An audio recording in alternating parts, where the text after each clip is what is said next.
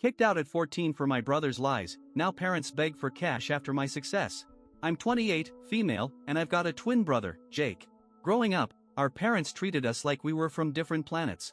They were convinced Jake was destined for greatness, while I was the black sheep just because I preferred sports and hanging with friends over hitting the books like him.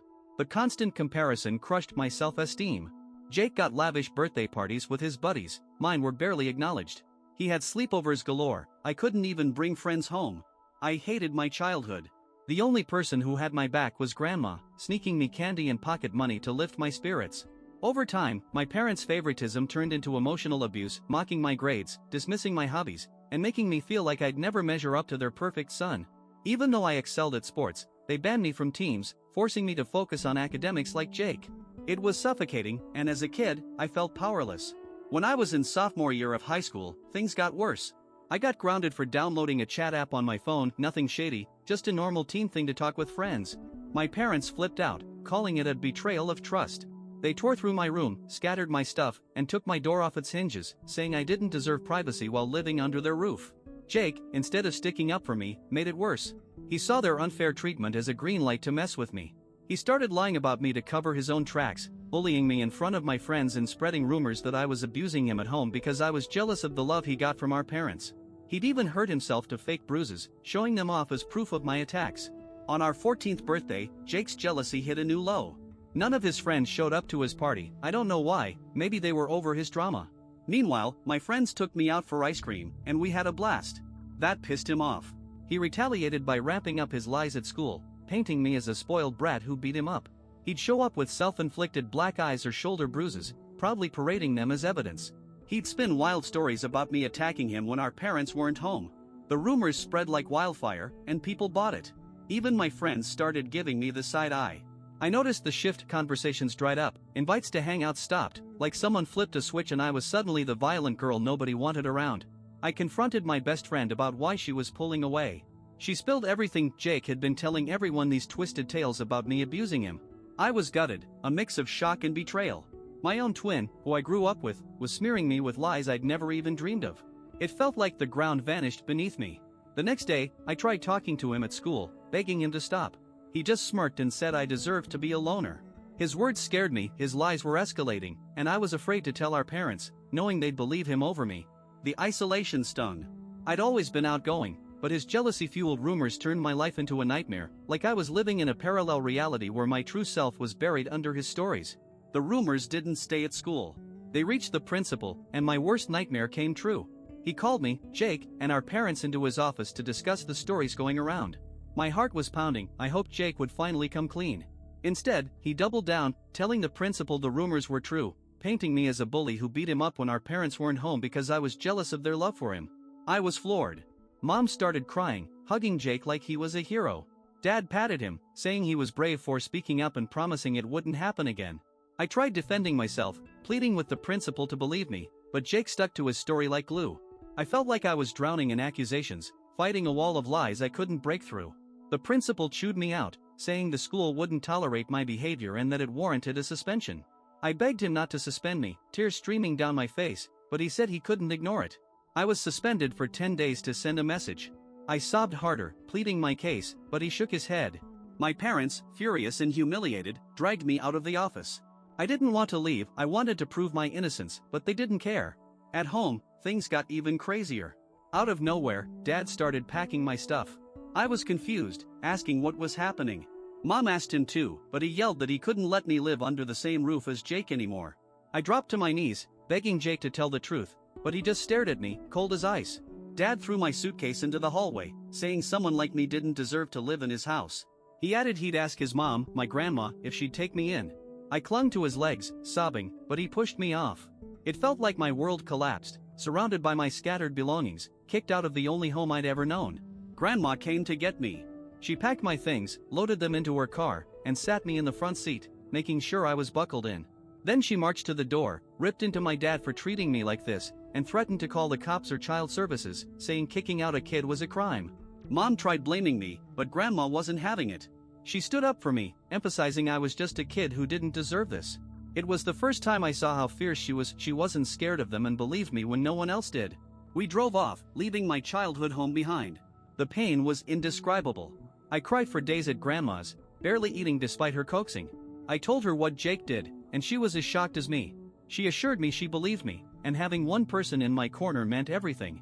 When my 10-day suspension ended, going back to school felt like walking into a lion's den. Classmates' stares, whispers, and glares said it all. Jake's lies hung in the air. He ignored me, acting like I didn't exist, and surrounded himself with friends who saw him as the victim. I tried telling my truth, but no one listened. I was an outcast, labeled as the bully forever. I kept my head down, ate lunch alone, and went straight home after classes. I had no friends, and it felt like no one wanted me around. My parents never called to check on me. Grandma kept reminding me it wasn't my fault and that things would get better. I graduated high school with solid grades, eager to escape to college for a fresh start. College was my first taste of freedom. No one judged my every move or compared me to Jake. I made friends who vibed with me, and despite the emotional scars from my family and peers, I focused on moving forward. I discovered a knack for writing, something I'd always loved but doubted I could make a living from. To earn extra cash, I tried freelance writing, signing up for platforms and building a portfolio. By the time I graduated, I realized I could write full-time instead of slaving away in an office.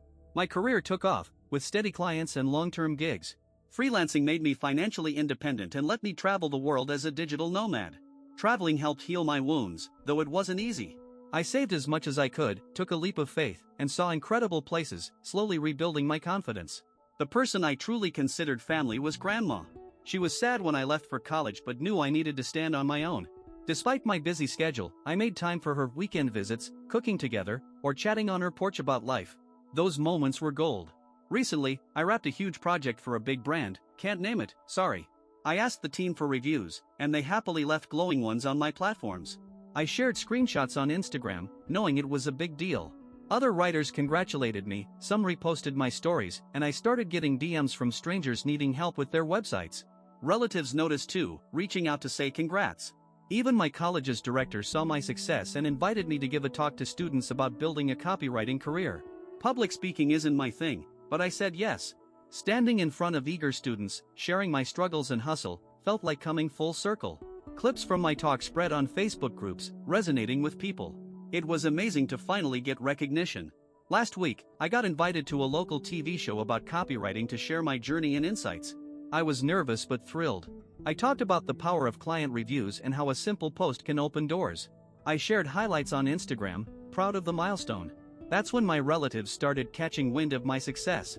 My parents never talked about me, so they had no clue I was working with big brands or appearing on TV. Word spread fast, and a few days later, while working on a project with my phone on silent, I saw 6 missed calls from Mom. I was shocked she hadn't called in years. Hesitantly, I called back, and she picked up instantly. She started congratulating me, with Dad jumping in, asking about my life and health. I answered vaguely, not thinking much of it until they asked how much I earn. I said it's none of their business. Dad insisted we're family and I shouldn't hide my income. Then Mom complained about their tough times. Here's how it went. Mom, we're retired now, and the house needs repairs. It's falling apart, and we've got no savings left. Me, okay. Mom, your success gives us hope. After seeing your TV interview, we thought maybe you could help pay for the repairs. Dad, we're family. You shouldn't hesitate to share with us. We really need your help. Me, are you serious? Why ask me for money when you haven't spoken to me in years? Thanks for the congrats, but I'm not helping. Mom called me selfish, saying it's the least I could do. I was livid but had an idea. Instead of arguing, I'd teach them a lesson for thinking they could use me after treating me like garbage. I told them I'd help on one condition. Dad, curious, asked what? I said they'd have to publicly admit to our relatives and friends that Jake lied about me, ruining my reputation, and that they believed him and kicked me out. I wanted them to humiliate Jake like they humiliated me and take responsibility for the pain they caused. Dad balked, saying it wasn't necessary. Mom insisted we could talk privately, but I held firm it was non-negotiable. Tensions rose. Dad raised his voice, saying as my father, it's my duty to help family. Mom claimed I owed them for raising me. I laughed at the irony, reminding them they kicked me out and Grandma raised me.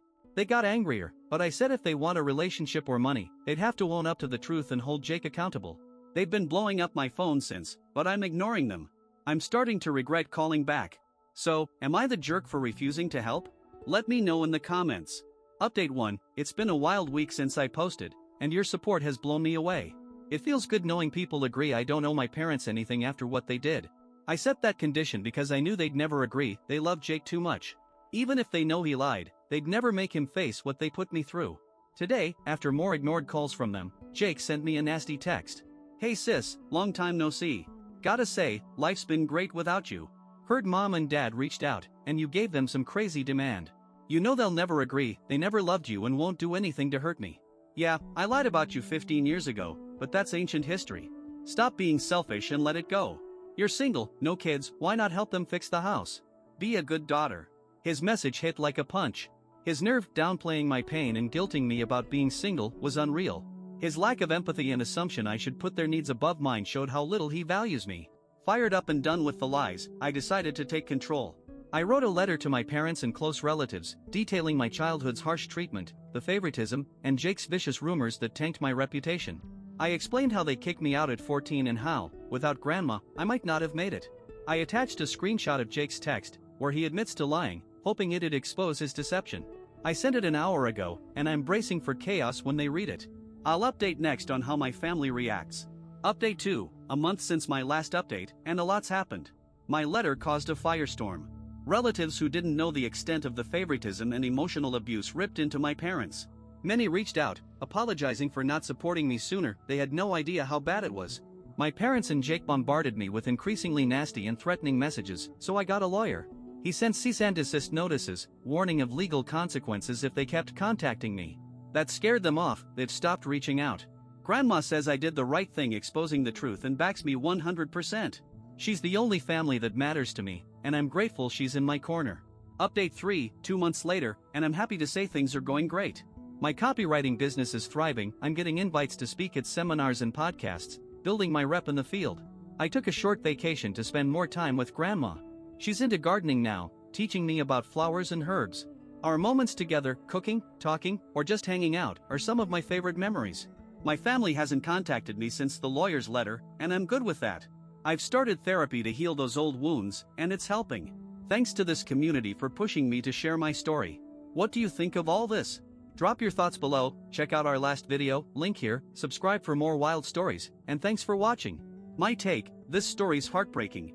The narrator went through hell, her parents' favoritism and Jake's malicious lies cost her a normal childhood and her home at 14. Grandma was a lifesaver, giving her a chance to rebuild. The parents' audacity to ask for money after years of silence is infuriating, and Jake's text shows he hasn't changed a bit. The narrator's condition for help was a power move, demanding accountability for their actions was fair, even if she knew they'd never agree. Her letter to the family was a bold step to reclaim her truth. I feel for her losing her friends back then. Teens can be quick to judge, but it stings when no one stands by you. The relatives' late apologies seem hollow. Where were they when she needed them? I'm curious about one thing, kicking kids out at 14 seems extreme. Is this common in the US, or is it more of a cultural outlier? Have you heard of cases like this where you live? Share in the comments.